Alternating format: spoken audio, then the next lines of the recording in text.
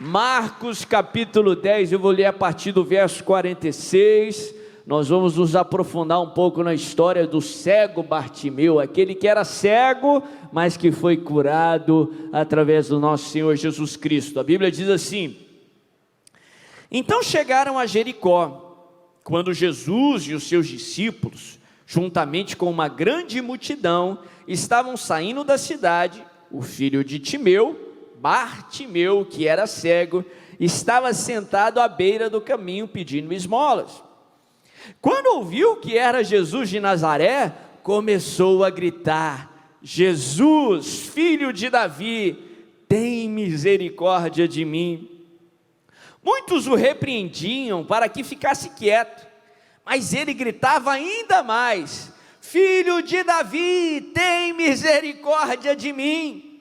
Jesus parou e disse: chamem-no. E chamaram o cego. Ânimo, levante-se, ele o está chamando. Lançando a sua capa para o lado, deu um salto, pôs-se em pé e dirigiu-se a Jesus. O que você quer que eu faça? Perguntou-lhe Jesus. O cego respondeu: mestre, eu quero ver. Vá, disse Jesus, a sua fé o curou.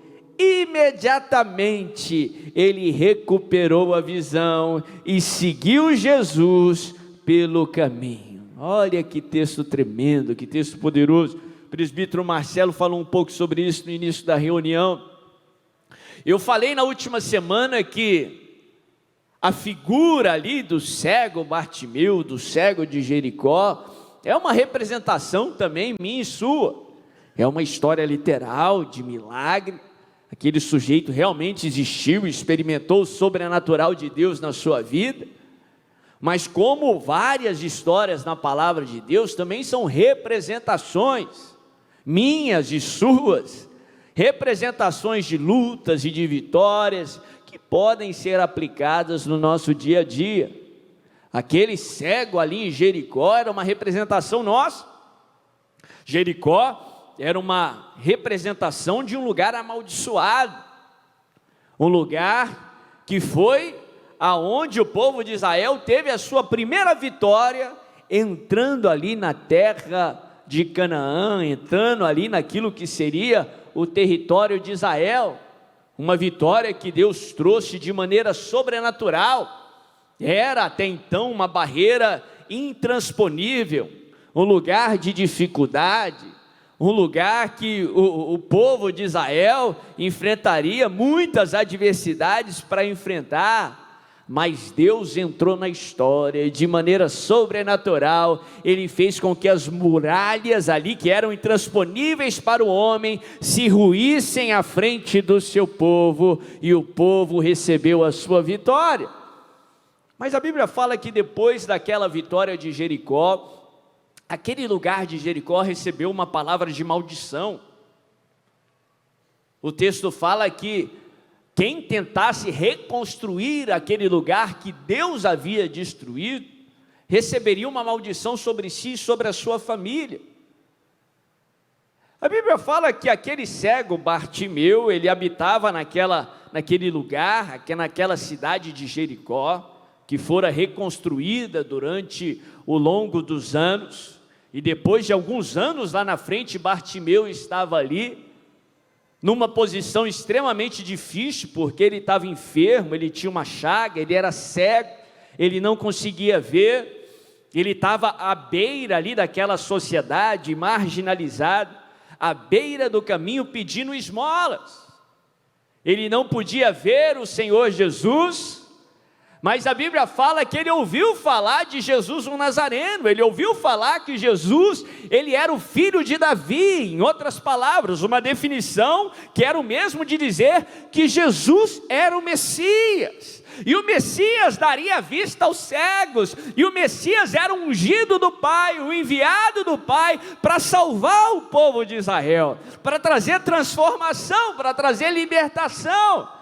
Isso gera fé no seu coração, E a Bíblia fala que quando ele ouve que aquele barulho, que aquela multidão que estava saindo de Jericó, se tratava de Jesus, o Nazareno, ele começa a gritar, ele começa a clamar: Jesus, filho de Davi, tem compaixão de mim. E a Bíblia fala que Jesus atende o seu clamor, Jesus vem até ele, responde à sua fé, lhe dá vista novamente e lhe dá salvação.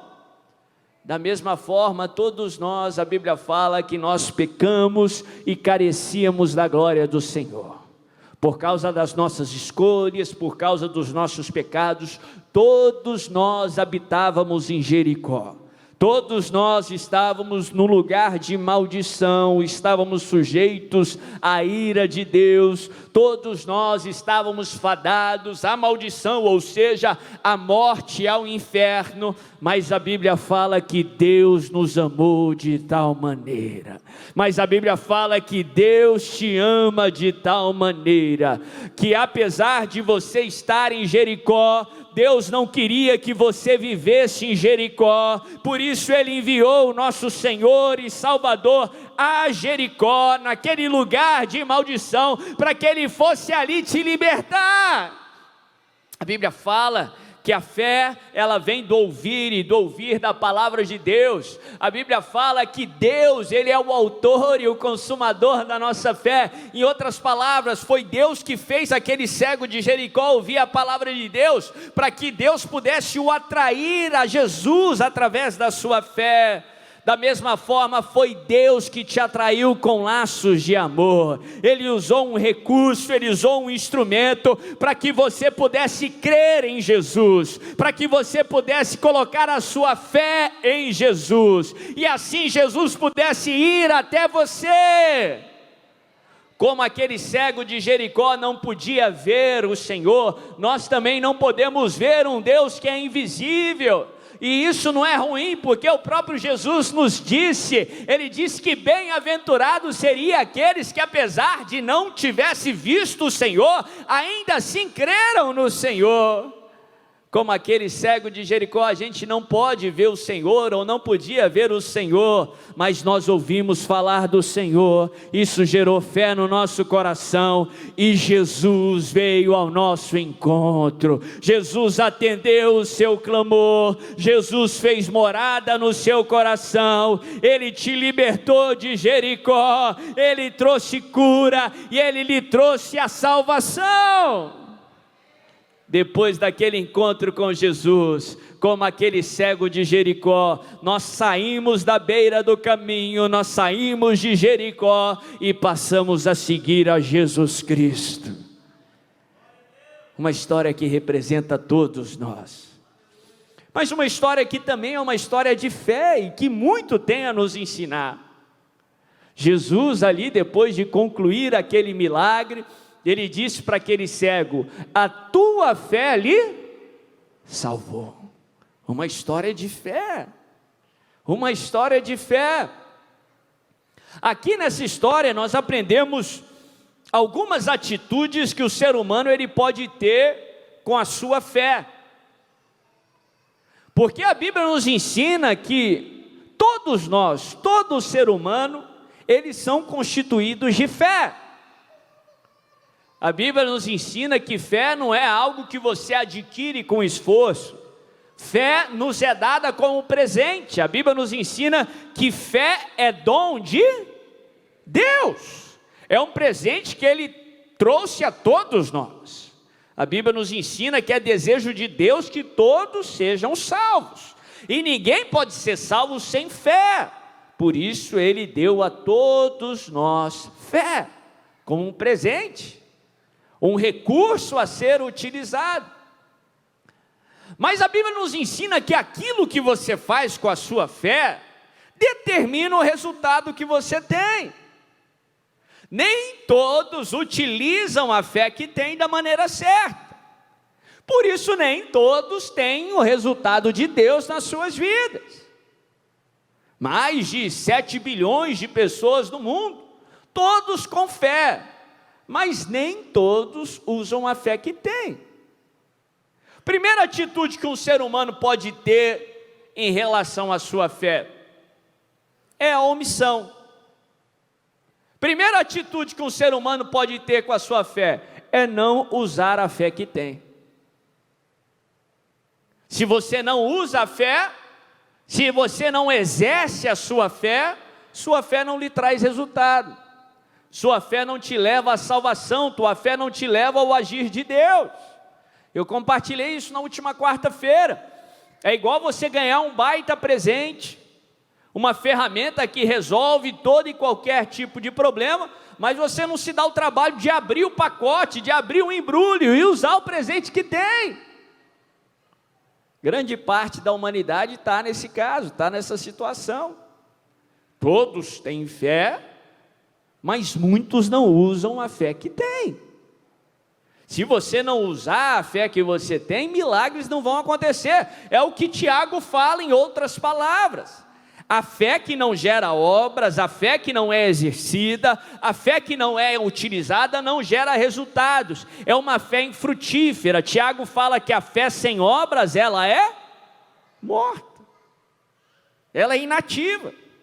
Mas em nome de Jesus, nesses últimos 2 meses de 2023, você vai abrir esse pacote, você vai usar essa ferramenta, você vai exercer a fé que você tem e milagres irão acontecer. Segunda atitude que você pode ter com a sua fé, você pode usar a fé de forma errada. Em outras palavras, você pode colocar a sua fé no lugar errado. Muitos da humanidade não usam a fé que tem. Muitos usam a fé que tem, mas colocando-a no lugar errado. Assim como você pode colocar sua fé em Deus, você pode colocar sua fé em outros personagens. Você pode colocar a sua fé nos problemas. Você pode colocar a sua fé em falsos deuses.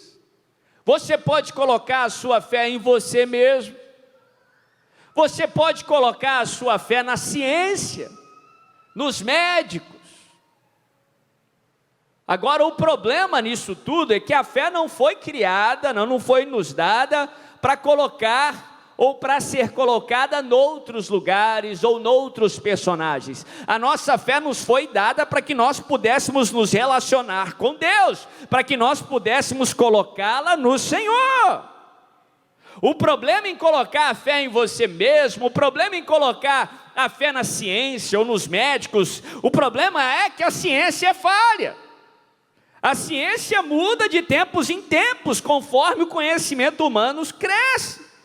Quantas coisas que nós acreditávamos que era fato consumado há anos lá atrás e hoje já não é mais. Quantos alimentos lá atrás que não eram saudáveis, que hoje já são saudáveis, porque a ciência, o conhecimento evolui. Mas nós servimos a um Deus que é imutável, que é o mesmo ontem, hoje, será eternamente. É a plenitude de todo o conhecimento, de toda a sabedoria, e Ele é infalível. O problema de colocar a sua fé no ser humano é que o ser humano é falho. O ser humano vai uma hora ou outra te decepcionar, vai te frustrar. O problema de colocar a fé em você ou em alguém que você admira é que provavelmente você vai ser frustrado.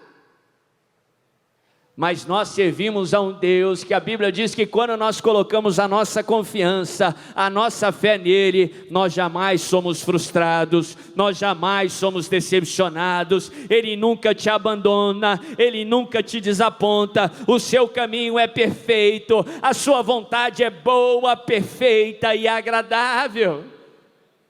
Tem gente que coloca a fé no problema, tratam o gigante como se o gigante fosse o Todo-Poderoso, como que se a enfermidade desse autoridade para dar a palavra final, para dar a sentença de morte. Não! A Bíblia fala que só um tem a palavra final, só um, que quando Ele fala, é impossível que o seu decreto seja revogado. Quando Ele fala, é fato consumado. É impossível que Deus minta. Não coloque a sua fé no problema, não coloque a sua fé no gigante, mas coloque a sua fé no Todo-Poderoso, Criador dos céus e da terra, aquele que pode todas as coisas, e o seu agir ninguém, nada pode impedir.